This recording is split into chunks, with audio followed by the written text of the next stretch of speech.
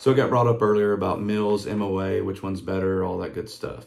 In the end, it doesn't really matter, I guess, what you use, as long as you're speaking the language on your optic from your turret to your reticle. They just kind of need to match. So I'll do a quick rundown of something I drew up just in mils or mil radian, MRAD. So here's my quick drawing. What I'm using is just a little bit of quick data from a 308 that I have, shooting a 175 grain Match King at 2,741 feet per second. I use 800 yards as an example. So here's my turret, here's a crude drawing of a reticle, and then I have a target with the reticle superimposed, and I'll talk about those real quick. So first thing, if I want to engage a target at 800 yards, I put it in my street lock, apply ballistics, Hornady, Ford off, whatever, Kestrel, whatever I'm using to calculate my dope or data or elevation, wind, whatever terminology you want to use. I punch that in. I got the atmospherics of my locality here in Alabama. It says 800 yards, 6.9 mils up for a 5 mile an hour full value wind coming out of the right. So coming from 3 o'clock or 90 degrees, I have 0.8 mils right. So there's some more data and ballistics, external ballistics we get involved in, but for all intents and purposes, we're just talking about how to utilize mils at this point. So real quick, it says 6.9 mils up. So I'd go to my turret. This turret is graduated in a 10th mil or 0.1 increment. And I would it's a 10 mil per rev turret. So I have 1 and it goes all the way around 9 and then back to 10 if I were to spin it all the way around. As you can see, I have my 9 10th mil increments there and it hits a whole mil.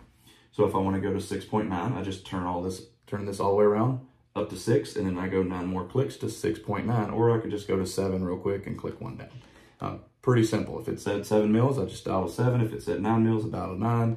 If it said 1 mil, I just dial it right to 1 and use my little center indicator here on the optic that is etched in or painted or whatever, and that's how I know that I'm on that scale. For the reticle, quick drawing of a reticle. Sorry, I'm not going to draw a trimmer 3 or something crazy. This one will just use as just in half mil increments. So half, 1, 1.5, 2, 2.5, 3. Same for my windage. Typically, a lot of reticles will have down to about 10 mils or so, 8 mils, 12 mils, things like that. But a lot of them have 10 mils down and maybe 5 to 6 or even 8 mils of windage on each way. A lot of them hold unders only go for a few mils, or maybe the reticle just ends completely, or it might only go up like 1 mil. And that gives you some space to view a target without obstruction. So when we talk about target sizes and things, instead of thinking in inches, which if you want to know that, that target's 20 by 40 or whatever, that's cool in inches. But just measuring it with a reticle, if you want to tell somebody else how large the target is, superimpose it over the target, line it up, and I'm just going to measure it. So half, 1, 1.5, 2 mils, target's 2 mils wide. Half, 1, 1.5, 2, 2.5, 3, target's 3 mils tall. Maybe I only want to talk about the largest part of that target because that's more than likely what I'd be shooting at. Maybe I don't want to engage the head. I'm just trying to go for center mass. So I measure the main body part of the target, which, is just between 2 and 2.5 mils. So 2.2, 2.3 mils, whatever you come up with, something that large shouldn't be too crazy. All right. So if I want to hold over with my reticle instead of dialing, right? So I would use 6.9. We'll just call it 7 to give us an even round number.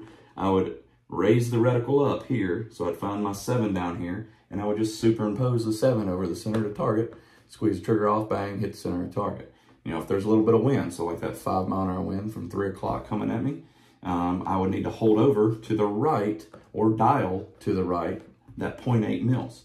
So same thing, I would find the 0.8 over here in my reticle and I would push it over right so that it would be over here, and I would slide it over and put that into the target in the center. So I would hold up 7 or 6.9 and then hold over 0.8 right, engage the target. If you want to use MOA, they might be saying 5, 10, 15, 20 MOA, whatever they're incrementing, or 2, 4, 6, 8, same thing.